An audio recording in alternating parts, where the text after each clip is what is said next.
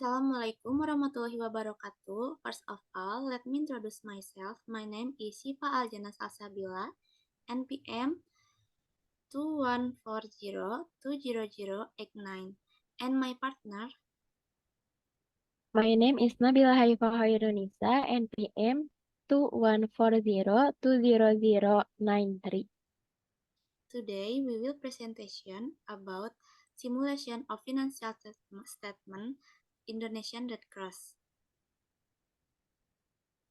The first,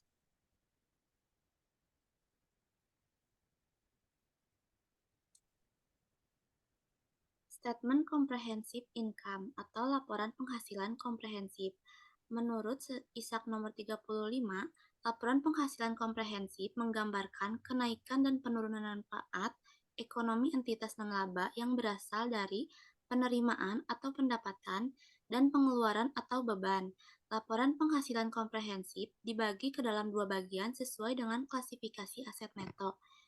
Yang pertama, tanpa pembatasan dari pemberi sumber dana. Terdapat pendapatan dari jasa layanan, pendapatan bunga, pendapatan lainnya.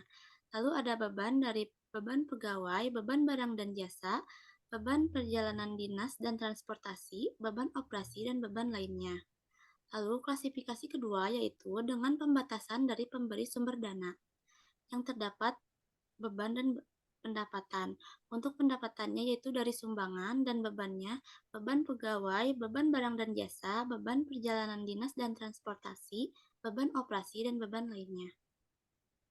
Jadi, komponen laporan pendapatan komprehensif yang telah dibuat oleh PMI Kota Bandung telah sesuai dengan ISAK nomor 35. Lalu yang selanjutnya adalah laporan perubahan aset neto. Dalam ISAK nomor 35, laporan perubahan aset neto adalah menyajikan informasi mengenai perubahan aset neto yang terjadi dalam satu periode pelaporan.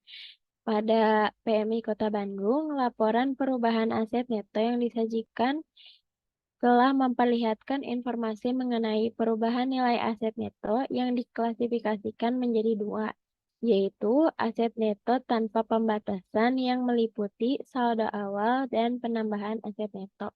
Lalu yang selanjutnya ada aset neto dengan pembatasan yang meliputi saldo awal dan penambahan aset neto. Jadi, komponen laporan perubahan aset neto yang telah dibuat oleh PMI Kota Bandung telah sesuai dengan ISAK nomor 35. Selanjutnya yaitu ada Financial Position Report atau laporan posisi keuangan. Pada ISAK nomor 35, laporan posisi keuangan entitas non-laba terdiri dari 3 unsur, yaitu aset, liabilitas, dan aset neto. Pada laporan PMI Kota Bandung, posisi keuangan ini mencakup aset lancar yang terdiri dari kas di tangan, kas di bank, piutang, persediaan, perlengkapan. Lalu pada aset tetapnya ada harga perolehan dan akumulasi penyusutan. Untuk kewajiban ada hutang operasional, dan aset netonya terdiri dari aset neto tanpa pembatasan dan aset neto dengan pembatasan. Jadi, komponen laporan posisi keuangan yang telah dibuat oleh PMI Kota Bandung telah sesuai dengan ISAK nomor 35. Lalu yang selanjutnya adalah laporan arus kas. Pada ISAK nomor 35, laporan arus kas melaporkan arus kas selama periode tertentu yang diklasifikasikan menurut aktivitas operasi, investasi, dan pendanaan. Pada laporan PMI Kota Bandung, laporan arus kas memperlihatkan informasi mengenai arus kas selama satu periode yang diklasifikasikan menurut aktivitas operasi yang terdapat. Arus kas meliputi jasa layanan, sumbangan, pendapatan bunga, pendapatan lainnya, dan penerimaan piutang. Lalu ada arus kas keluar yang terdapat belanja pegawai, belanja barang dan jasa, belanja perjalanan dinas dan transportasi, belanja operasi, belanja lainnya, pembelian perlengkapan, dan pembelian persediaan. Lalu pada aktivitas investasi tidak terdapat arus kas masuk, tetapi terdapat arus kas keluar yang meliputi pembelian aset tetap. Lalu selanjutnya pada aktivitas pendanaan juga tidak terdapat arus kas masuk, tetapi terdapat arus kas keluar yang meliputi pembayaran utang. Jadi, komponen arus kas yang telah dibuat oleh PMI Kota Bandung telah sesuai dengan Kitab Nomor 35.